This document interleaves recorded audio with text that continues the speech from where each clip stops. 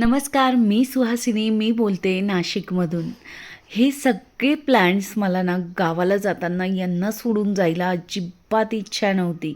कसं जावं, मी बऱ्याचदा आईला आणि बहिणीला सांगितलं की नको, मी येत नाही. यांना मी खूप प्रेमाने वाढवलं आहे आणि गावाला गेलं ना, जर यांना वेळेवर आता उन्हाळा असल्यामुळे पाणी नाही मिळालं तर पूर्ण खराब होतात झाडं. पण कसं तरी त्यांनी मला तयार केलंच आणि मग आई आली होती.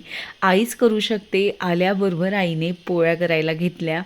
एवढं जळगाववरून येऊन थकून गेलेले असताना पण पोळ्या केल्या. मुलीला मदत करण्याची आईचीच एक म्हणजे एकमेव व्यक्ती असते जी थकल्यावरतीही मुलीला मदत करते. मग आईने लगेच माझ्याकडे ना हे सुपला खत होतं, फुलझाडांना टाकण्यासाठी असतं.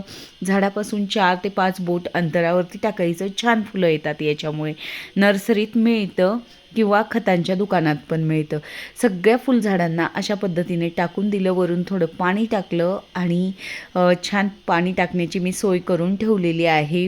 माझ्याकडे ज्या ताई कामाला येतात त्यांना सांगितलेलं की रोज माझ्या झाडांना नियमित पाणी टाका. काम नाही केलं तरी चालेल. गावाला जाताना किती तिथे धावपळ असते, पण तिथून आल्यावरती आपलं घर स्वच्छच असावं ही पण एक वेगळी चिंता असते. म्हणून गॅस ओटा मी अगदी स्वच्छ केला की आल्यानंतर मला घर अगदी छान स्वच्छ दिसेल.